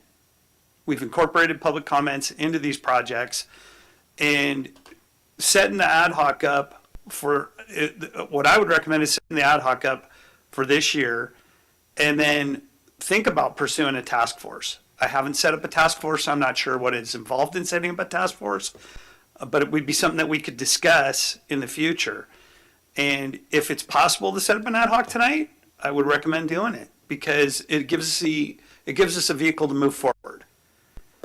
And not setting up the ad hoc, not having another meeting for 3 months that's scheduled, and missing out on that opportunity to have pros part of the agenda that we're discussing, I think we would be missing out. A question. Is it possible to have a ad hoc and a parallel task force at this, working at the same time? Yeah, I believe that would be possible. Ad hoc is set up to have a specific task to be undertaken with a specific end date. And a task force, although I've never set one up, I would think that could be something that could have a much longer, different type of agenda. If I could just make a recommendation, perhaps we could move to the special meeting date, and I'll just do a tiny bit of outreach to our clerk, just to see if she has any thoughts on Wayne, and just to clarify on kind of the task force versus ad hoc concept. Sarah, just before you do that, I did write Jennifer Gates earlier today to ask for that, and I guess she didn't get to my email, which is not so, that's okay, of course. That's why we're a little bit, I was hoping that you had a chance to think about this. But I'd like to invite Karen, because she's had a lot of experience with task force, and see what her thoughts are on this. If you'd be willing to do that, Karen. When I approached the city, this would have been in September 2019, to set something up. Cathy Capriola was the city manager then, and she very specifically said, I think she thought that it should be a task force. I mean, this was her recommendation. I don't know what all thinking that she put into that, but I can tell you that in terms of potential members. Oh, and by the way, the task force had a limited time. It had, I think it was a 3-year time span, and then it did expire, so it was not an indefinite task force. The other thing was that I was asked to help appoint members or suggest members to her to appoint. And we had a deluge of people that wanted to participate. We ended up with 20, I think, on the task force. We had representation from all of the city's contract recreation partners, from the school district, from the hospital, et cetera, et cetera. So those people are still interested, and I think that there are some potential members there if you were looking for some. I've certainly not talked to anybody about it, because I didn't even realize this was being discussed until today, but I don't think you would have any problem getting people to serve on it.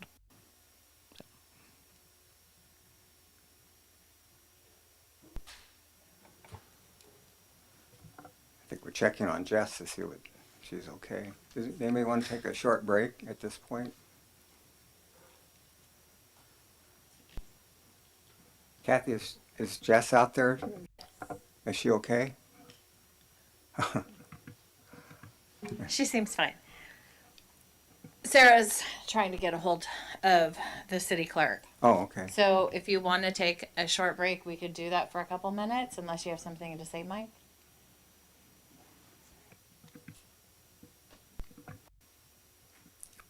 let's take a 3 or 4 minute break and see if we can reconvene. Karen? Yeah. Okay.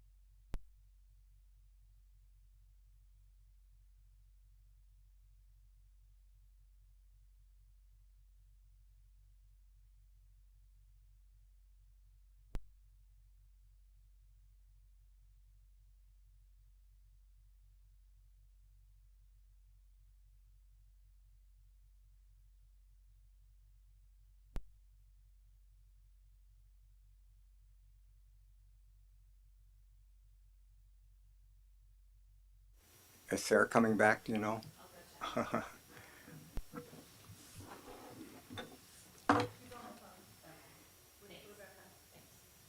She's on the phone with Rebecca. Yeah, Jess left because she recused herself, so I didn't pick up on that right away.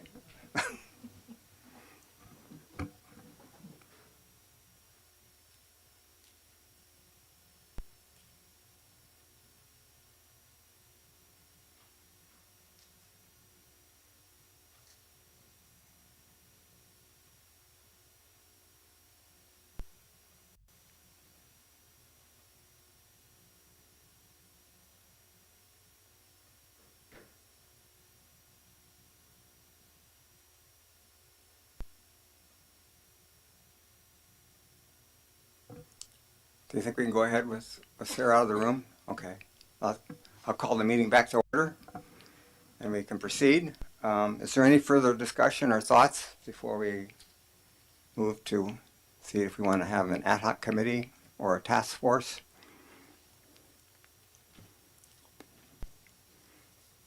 Yeah, just another way of looking at this is establishing an ad hoc committee and then start discussions of potential to set up a task force later. Okay. Yeah, and just, make sure that we're sticking with the business at hand tonight, which is what staff has brought forward.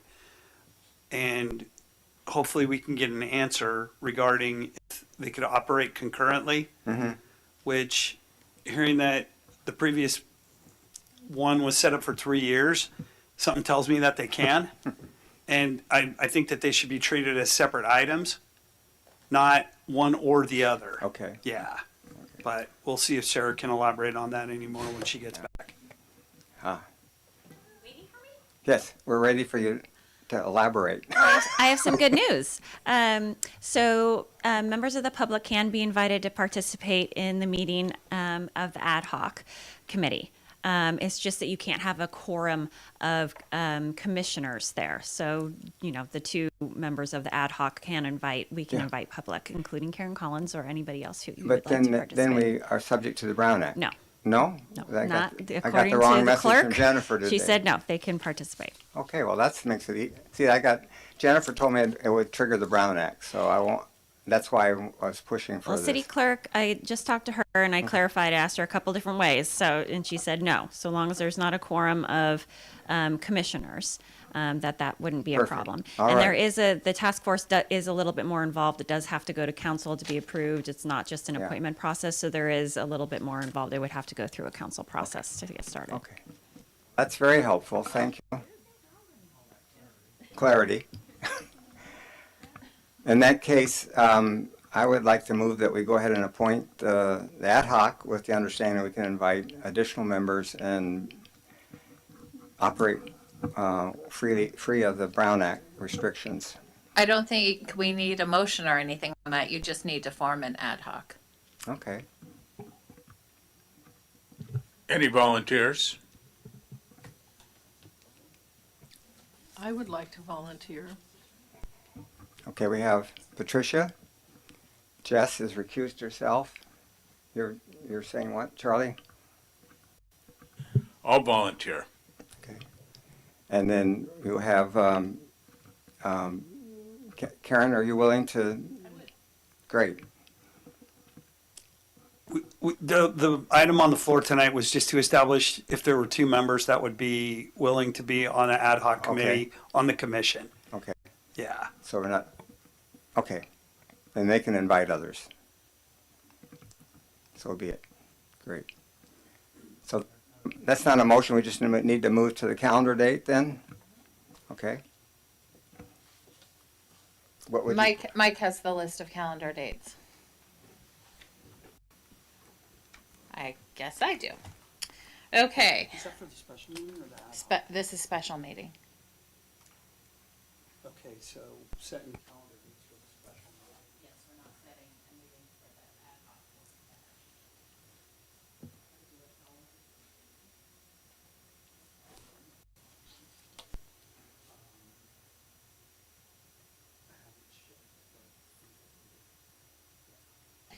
Okay, So Sarah's proposal was mid to late April. So we have dates of April 15th, 22nd, 23rd, 29th, and 30th. Those are the only dates available. Could you give it one more time, Kathy? 15, 22, 23, 29, and 30.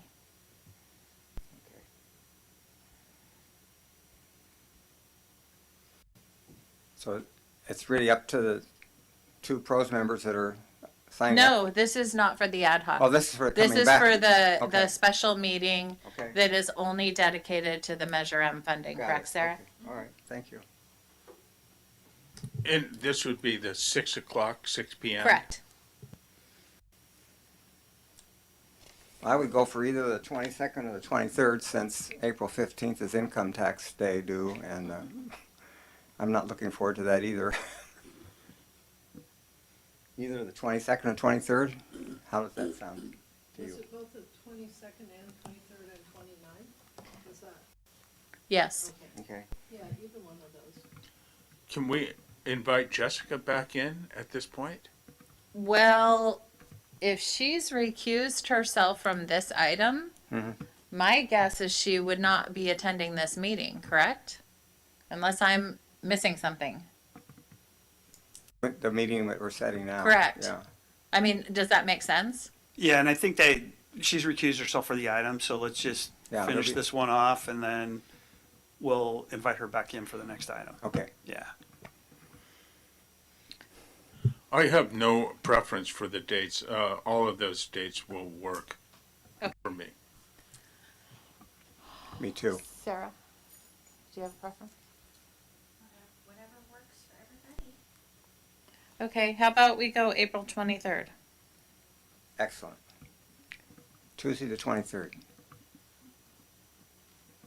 And if there is a discrepancy, I will check with Rebecca in the morning to make sure that something hadn't happened in between when I asked for these dates and when we booked it. Okay. Our second one, we'll do April 22nd. Does Okay. that work? It's a fallback, yeah. Okay. And 29th will be our third choice. Just on the off chance, if we have it all planned, we won't need it. Thank you. Okay? So I'm going to close this item and we'll move on to the next one. Karen, I want to thank you for coming, for helping us navigate this. Really appreciate it. Very good. Okay.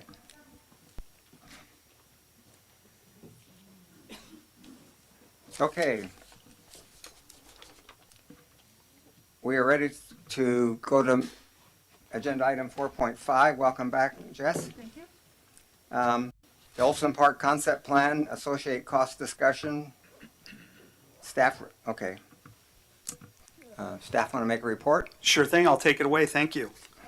The agenda item before you is a Olsen Park Concept Plan and associated cost discussion. A little history, at the September 13th, 2023 Parks Rec Open Space Pros meeting, Land Culture LLP presented a preliminary design concept of the Olsen Park Rehab Project to the Pros Commission. Recently, Public Works and LLP, Land Culture LLP, have discussed the attached preliminary cost opinion that indicates the current project cost will come in higher than the current budgeted amount. Staff is bringing this item forward and recommending the establishment of an ad hoc committee to review and possibly modify the concept plan considering the estimated project cost and the current project budget. And what we brought forth at the previous meeting was a $405,000 total project budget. The recommended council action tonight, or commission action tonight, is that the commission establish and appoint members to form an ad hoc committee to review and possibly modify the concept plan considering the estimated project costs and the current project budget.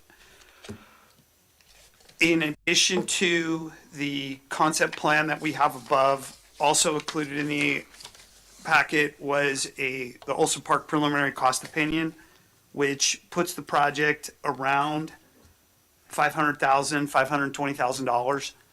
which, as you can see from the project totals on the front, it's dramatically higher, and that is just for the construction costs. That's taking out the features that are listed below as optional on the spreadsheet that's on the back of the packet. And Kath, do you have the item up that you could move forward to that, please? There you go, thank you. Yeah, so all the items down there at the bottom, like the water play feature installation, the workout equipment installation, the balance beam, and the concrete paving loop path at the lawn have all been omitted from the $452,000 cost. And like I said, it goes up to $520,000, $530,000 when you add in the, or almost $600,000 when you add in 15% contingency. So one of the options for moving forward with the commission that I would recommend is I have planned a site meeting with city staff and land culture to look at, and this will easily be more than one day. Staff is going to go out, we're going to take a look. You can see one of the items that's very expensive that hasn't included a lot of homework on LLP's part because we haven't provided them with a lot of data, is the $50,000 to do the irrigation. So what we're planning on doing is going out and doing an in-depth look at the irrigation facilities that are out there, confirm all the details that are needed for LLP to try to minimize the amount of work and take that number down significantly. It's possible we could go out there and it could stay or grow based on what we find. We don't think that's going to be the case. We think we can trim it down. There's other things that can be trimmed down here. We're going to go out, we're going to do a little bit of homework, then probably get together with two of the members of the ad hoc, which I don't think this is going to be a real intense labor ad hoc. I think once we get the information, I want to get land culture out to the office. We'll have a meeting with the ad hoc. The ad hoc would be welcome to come out and look at the determinations that we make out in the field too, if they feel so inclined, and then take a look at the costs, and have an open discussion about what we could cut and keep the project under budget at this time. Another option is to ask for more money, and you know that Commissioner Mizuraka is shaking her head no, so I'm just going to drop it right there. No, but that's always another option, and if we get it close, there's a possibility that if we really wanted one of the features and we just need a little bit more money, we could cobble some together. So with that, I'm going to conclude. That concludes staff's presentation. Does the commission have any questions of staff? So I took a screenshot of the toddler boat and did a Google search for the image because according to this, it's a $30,000 install by the time it's with freight, which costs more than the item. No, it does not. The installation costs more than the item. The freight is very expensive. So I did a search for that. I think it might even be imported. I find $30,000 for that little thing, for which there are many alternatives online. Really kind of ridiculous. Cornhole for $2,000. Looked up some alternatives to that, much less. Same thing with Adirondack chairs. So my question is, are we buying these items through land culture? And if not, what do we do? How do we shop for these items? No, we are not buying them through land culture. What land culture has put together here is an educated guess at what the prices will be. They've broken it out into, for instance, the boat, toddler play boat, about $12,000 for purchase. This is what the contractor would charge us on their bid sheet. We're not going to buy these things. We're going to put a capital improvement program project together with plan specifications and estimate. We're going to put it out to bid, and we're going to award it to the lowest bidding contractor. Okay. And so what this is land culture's educated guess by looking at bids that have come in, and I'm not going to sit here and tell you exactly how land culture came up with these numbers. What I can tell you, though, is how I have done it in the past, and I'm assuming they followed a similar process. Yeah, I can see. basically, they would go out, they would look at similar jobs. The bidding culture goes up and down. It's cyclical. The last two projects that we bid came in well over the engineer's estimate. So I'm thinking that these numbers are probably fairly conservative, because architects, engineers, they understand these things and they apply market factors.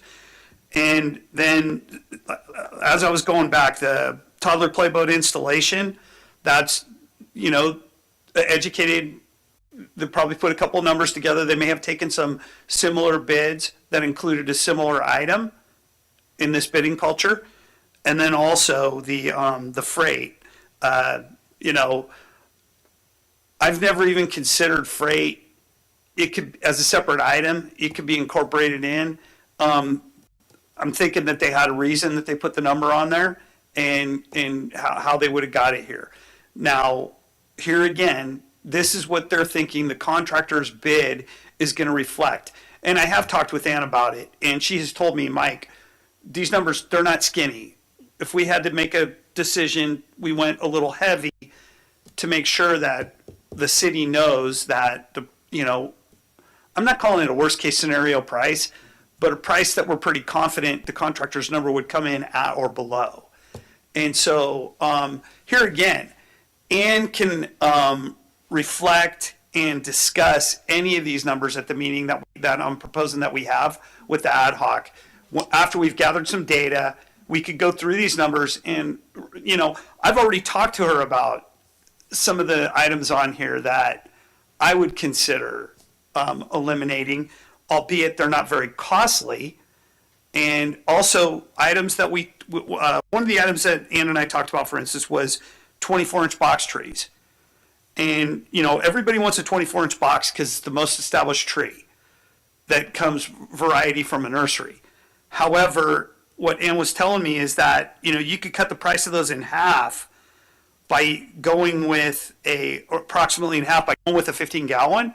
And her experience is that the 15 gallons will grow even faster because they're not as, they get the root memory of being in that box forever, and it takes some time to establish and longer to grow. So, and I'm paraphrasing as best as I can based on talking about that one item with her for 30 seconds. She will be able to elaborate a lot more on these types of things. And I think that we could whittle this down and come up with a cost that's close to what our current budget is. Thank you for that. Yeah, I just was a little bit gobsmacked by a $30,000, little guy. That's cute, but come on, let's go buy a Mercedes. I just was I was surprised because why would they? I think one of the reasons it's so expensive is I believe it comes from Europe.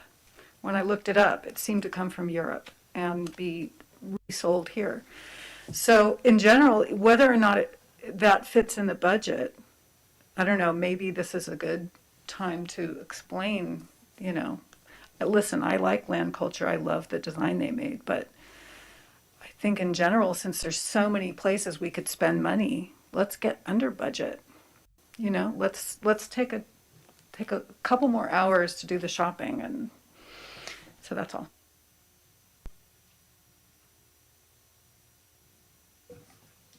Patricia or Charlie, or Jared, any thoughts? I'm gonna concur with the costs because I don't see the value in it. Essentially, do the kids need a $40,000 boat to be in, or are they going to have fun just because they're there? I actually poked around looking at Adirondack chairs, cornhole, and toddler boats, and there's no comparison. I don't know what this is, but there's a lot of options out there. Oh, the other thing is cornhole. I think people would have to bring their own beanbags, right? Otherwise they'd get stolen. Yeah, and beanbags have been left off the estimate. And just to clarify, there's a big difference between having a contractor put this boat there and looking at the price of what the boat sells for. So it's something to keep in mind, but here again, land culture can explain their rationale for putting these prices together, and albeit right at the top, preliminary cost opinion. Yeah, and what they're trying to do is they're trying to give us a very good idea of the price on the high end so that we don't go into this thing half-baked thinking that we have all kinds of extra money. And, the time to cut costs is at the start, not at the end or after the bid. Yeah. Yeah. And so here again, I think that this is, this would be a good practice for a couple of commission members on the ad hoc committee to really delve into this and hear the rationale behind some of these numbers, and then use that as a springboard to go into the next phase, which is making it come under budget. Yep. Thank you. I see no public comment. The warrant. Okay. There's no further discussion from the committee. I think we're ready to ask for ad hoc committee Olsen Park volunteers from the commission. Is that correct, Cathy? Yes. Jess, I think you've got a good start. I would like to volunteer. I was hoping you'd say Yeah. that. Anybody else? Looks like I'm in. Okay.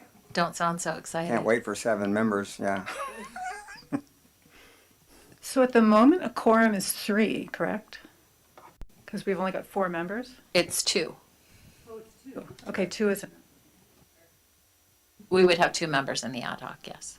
but a Oh. quorum, Yes, 3. a vote You're right. taken- You're right.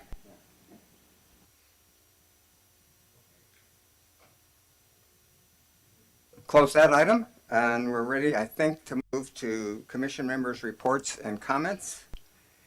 Anybody have any comments from the commissioners? And then we'll turn to the public works staff.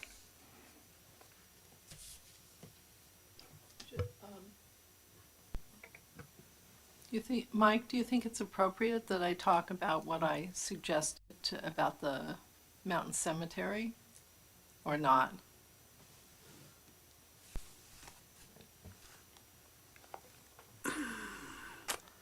I think that would be a okay report out. Yeah. Okay. So, I have a intern that's gonna work 9 weeks, 40 hours a week, and she's really interested in doing GIS of the cemetery, mountain cemetery. And my hope is that each of these steps will bring us closer to having a National Register application done on Mountain Cemetery, and then hopefully someday it being a park. So, anyway, that's the plan. How does that relate to what the city manager wants to do with this November ballot? He wants not only a Parks and Rec open space department, but he also wants the grand jury's report on the cemetery, which said the city needed a point person to make it more effective. Would this just contribute to that, or is that how you see it? I see the 2 items being separate, and there was a lot in the second part of that, though. The part that Patricia brought up is just this GIS activity up at the cemetery, but when you start talking about the cemetery, the potential ballot measure, yeah, I mean, did you have a specific question on that? And bear in mind, this is just report out. Yeah. That's my question, just if there's any need to coordinate that with what might be coming down the pike here. That'll definitely be coordinated at Public Works, and that's a great question. Yeah, no, we would take big interest in that, and Patricia already talked about reaching out to the city manager on it. Yeah, because, oh no, this is right up Public Works' alley, and one of the things that we've always, one of the things that we'd like to do is to go up there and to get more of a structure of what's there. Yeah, and GIS, I mean, that's just the way of the future. Yeah, so. Thank Public you. Works fully supports. A comment I'd like to make is that we're always looking for other students to help out, because this person is almost finished college, so it's always a good learning opportunity. Wonderful. Thank you. Jess? I have another comment, but not on that. Okay, go ahead. Okay, on the 18th, I have a meeting scheduled with John Meserve and Mimi Enright, who is the program manager for the UC Master Gardener program. In addition, she has invited Paul Piazza with Sonoma Water. We are just planning to ask some questions about the tree list they made for Santa Rosa, find out what the differences would be for Sonoma, and then this article came out, I think it was in the PD that John sent to me, and what I found out in the article is the Santa Rosa list actually plays down larger trees. Apparently because they don't fit on tract homes, like the larger oaks, et cetera. So we're gonna hopefully get, and Mimi Enright is the program manager, and she's very excited about it. And they're basically already working on expanding their program of tree lists throughout the county. So I think we're pretty excited about it. Exciting. Yeah, and that the joint study committee, which is our commission, planning commission, and the climate action commission, we're meeting regularly now, and certainly the updating more climate forward city tree list is part of it. There's also a need to do an inventory of the existing canopy, and then eventually start to work on an urban forest management plan for the city. So that's, I think we're going to be dividing up into ad hocs on that study group too. So, but it's very good to see this moving forward. I just have I did go by the plaza and see all the new big belly recycling, trash, etc. Really nice. I saw quite a few were put on cement pads after all. Is that correct? Those are all precast pads. Precast pads. Those yeah. are precast pads, and I could give a report out to that. I could do it right now, as a matter of fact. But we were originally intending to do that on decomposed granite, and we had a change on that. Went with the precast pads, and as far as I'm concerned, that was the best, solidest decision that we could have made. I have seen children using the big bellies as gymnastic equipment, and those things are tough. I'm hoping that it was just the initial shine that got their attention, and that they'll kind of go back to the playground equipment. But when I saw that happening, I was very, very happy that we went with the precast concrete, because anytime we're talking about DG, and this is the question was how are we going to found the bolts into that secure those big bellies, and having them put into concrete was a great decision. And it was a combined effort of Public Works staff, who we ordered those from a precast company in Reading, and they were delivered and then installed within a week and a half, maybe at the most. And city staff did that installation, and then we actually we underwent a contract with Big Belly to do the fastening, because there's probably about 40 parts and pieces associated with each installation. And these guys, this is what they do. And they just came out and they knocked it out. We were able to pull city staff off for 3 or 4 days and get the precast pads put in place.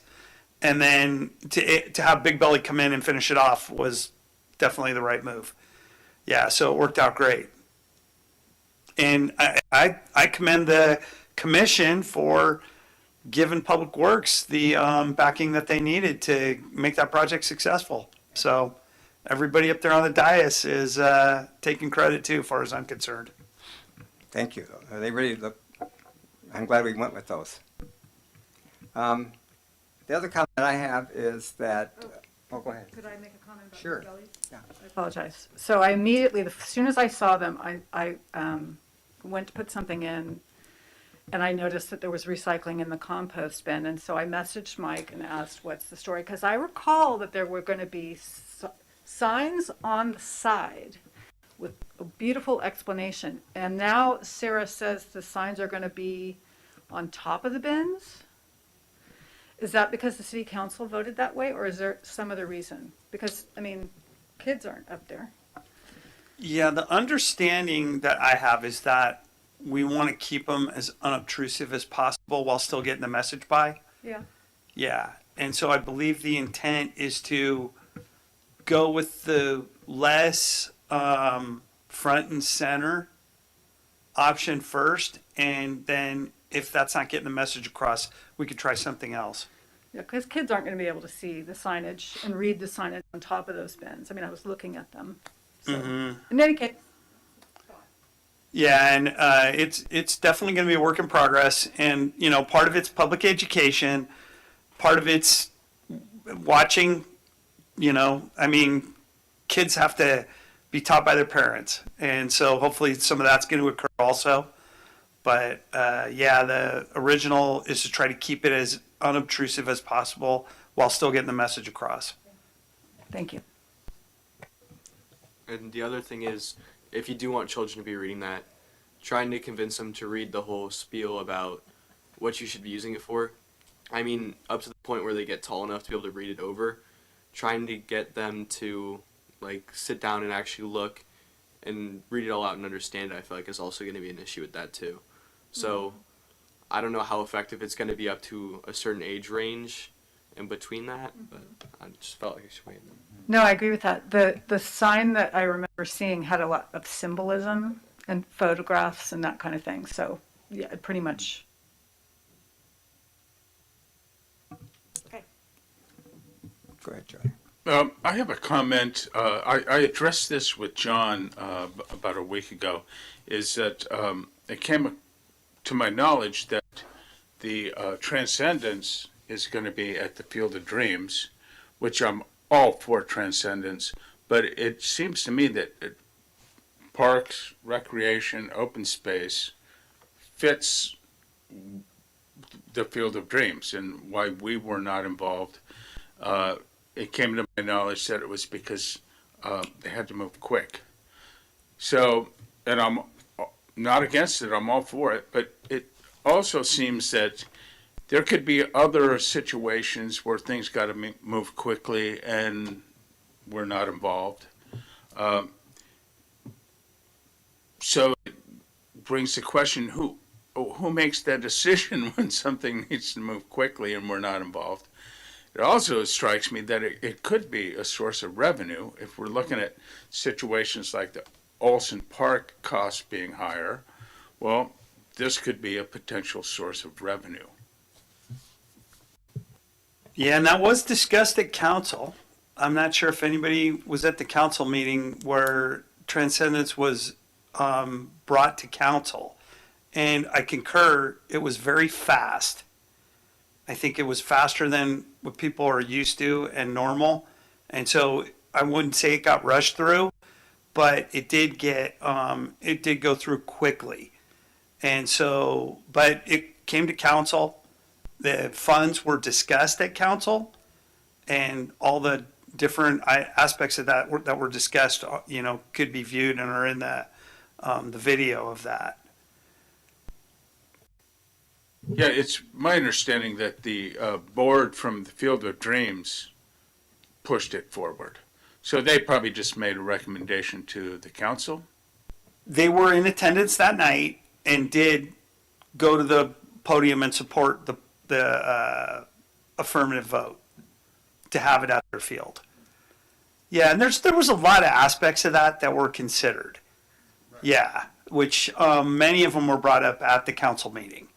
Yeah, but there were a lot of aspects considered that night. It was a big item. Yeah. I think Charles has a good point, though, about things like that, whether or not they should go through our commission.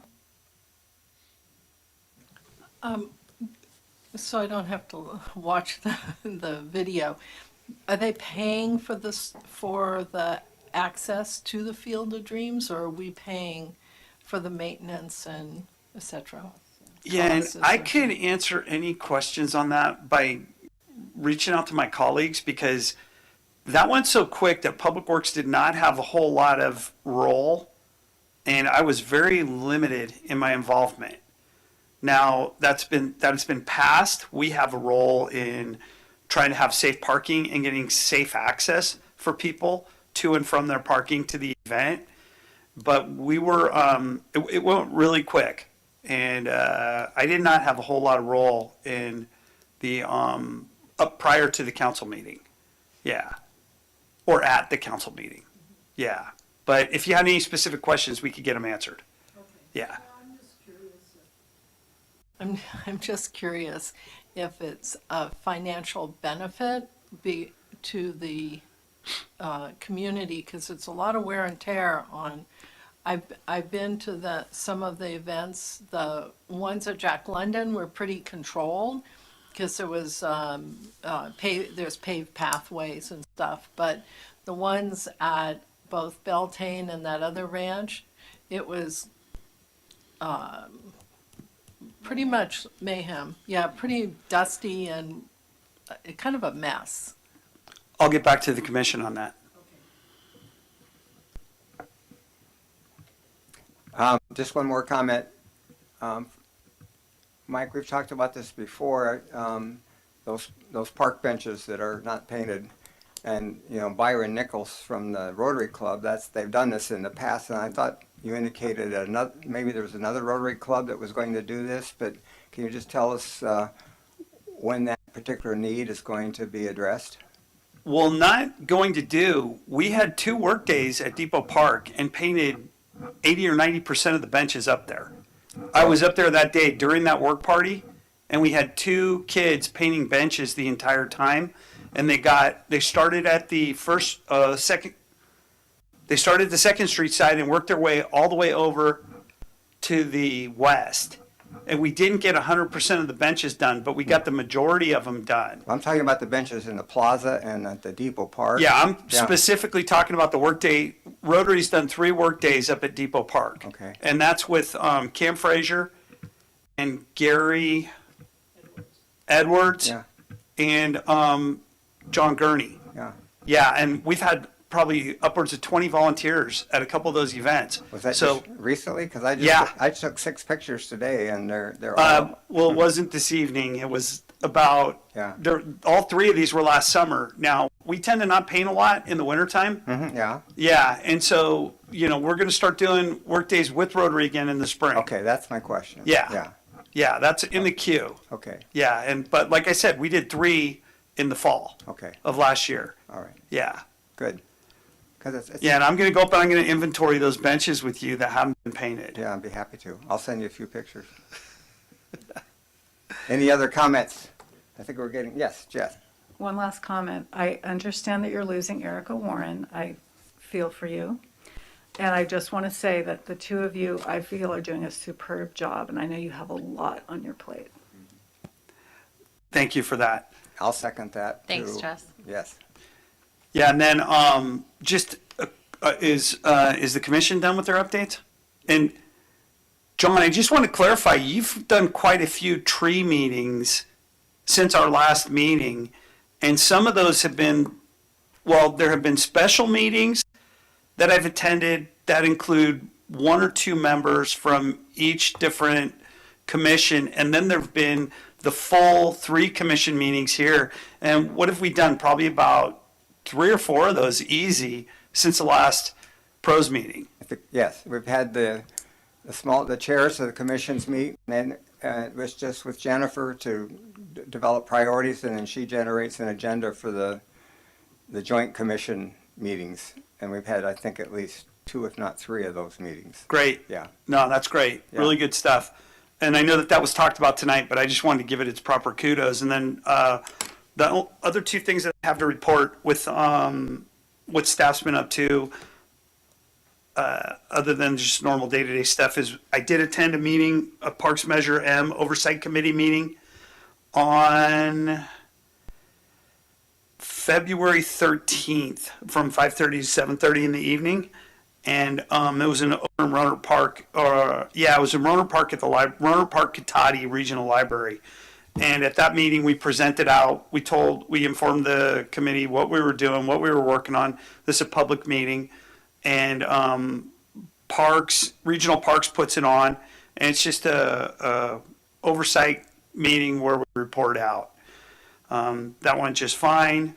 And then also, we are scheduled to put in our bike racks in the plaza. We're going to be putting in 10 different racks at 4 different locations, and that'll happen prior to the next meeting that we have. So be on the lookout for those. As soon as we get some decent weather and we get a little bit of free time, we're going to be working on that project. So, and that concludes staff's report. Cathy, do you have anything you want to report?